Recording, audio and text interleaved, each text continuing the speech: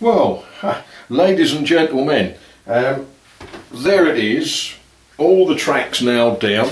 Not actually sure I've got it all quite straight, some of it seems to be, but it's down. And the next job is to put power onto it. Trains don't run without power.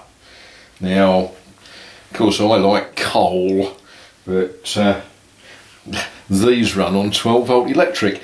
So, what have we got? I've got some redundant Christmas tree lights.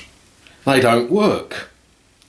I'm not going to fix them. I'm not going to hang these on a Christmas tree. What I am going to do is attack them and extract lots of freebie wire to lay some power from the sockets to the track on this line.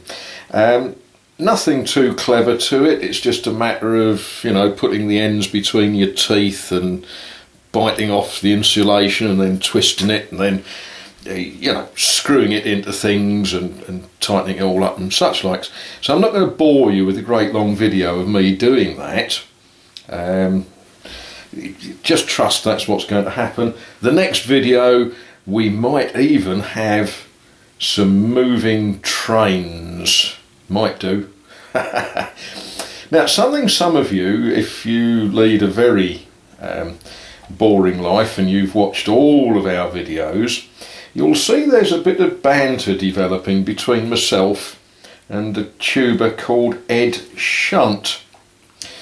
Now, something that we have in common is, actually there's a few things we've got in common, but something in particular is we've all sat next to old railwaymen.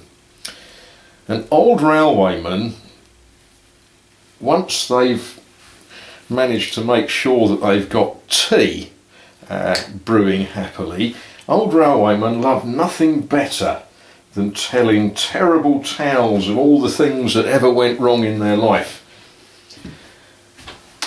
The day that they were punching wagons up an incline and the locomotive fouled and the air brake started to leak and all of those wonderful things. The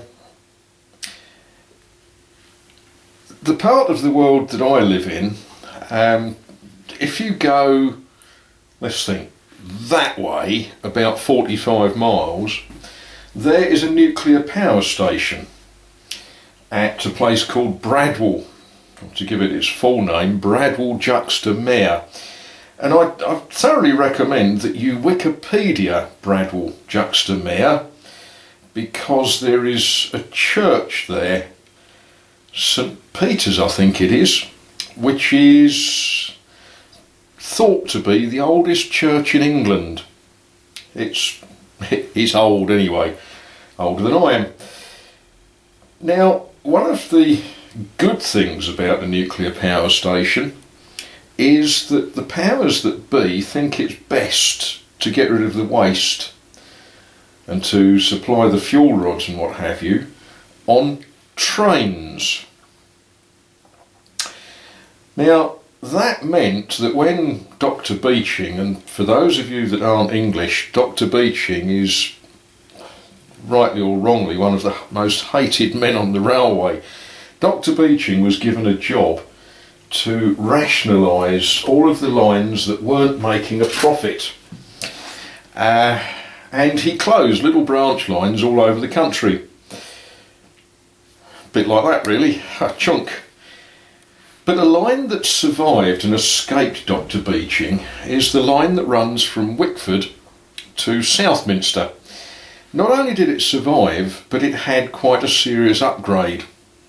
Concrete sleepers, nicely ballasted, very smooth ride, because the flask trains used to come down that line and then they would trundle down the line through Brentwood in Essex into London, going through places like Hackney, and then wherever they go, I don't know, Sellafield or somewhere like that.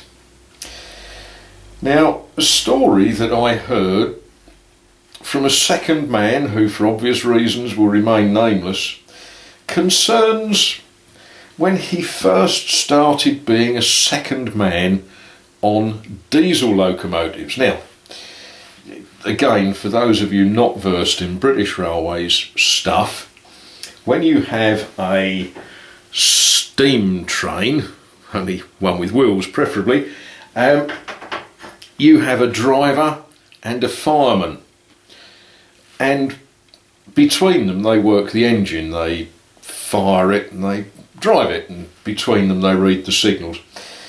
When steam engines were replaced with diesels, it was at a time when our unions were fairly strong, and they said, no, you're not getting rid of the fireman just because you've got rid of the fire. You need the second man. The second man watches the driver, makes sure the driver is awake, helps him read the signals, and takes over in an emergency. Now, this chap had learnt to be a fireman. He was actually a Stratford fireman. He used to fire L1 tanks, and Britannias. But there he was, found himself on a big diesel working the flask train with an old driver who was a comedian. Now, the one thing you really probably don't need is a nuclear waste train with a comedian driving it. Now, as you come down from Wickford, running in towards London, you go through Brentwood, and there's a place much favoured by train spotters, often known as the Brentwood Bank. And all down the bank there would be little boys with notebooks and older chaps with cameras and tape recorders and such likes. And the old driver said to the young second man, here he said, we'll give him a laugh, give him a bit of a hoot.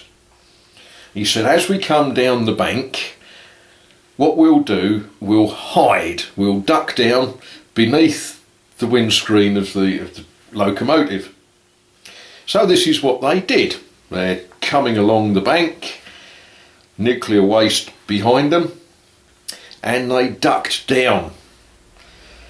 Anyway, they sat up after they'd gone past all the train spotters, and the next signal was stop. Now, hands up who can remember Rule 55. Something to do with the fireman getting off the locomotive, going to the signal box. Train came to a stand, which is unusual. They never stopped the flask train, and the driver climbed out of his cab, went to the post, picked up the signal post telephone, and the conversation went something on the lines of, hello Bobby. Drivers always called signalman Bobby. What's the matter? And the signalman said, oh, thank goodness you're all right. Why, what's the matter? He said, well, we had reports by telephone from train spotters saying that the nuclear flask train was running away with no crew on it. Well, there was some story told about how perhaps the light on the glass meant that they was temporarily invisible, or whatever, and no one got sacked, shot or nuclearly incinerated. But yeah, these are the stories that old railmen like to tell incessantly, ad nauseum, repetitively. I'm sure that over the next few years, months, weeks and days, we'll dig up some other best forgotten memories. Right, I should have got this job done by now, shouldn't I? And I've been standing here gabbing. Alright, I'm going to do some wiring. You go and do whatever, change the engine on a Volkswagen or whatever.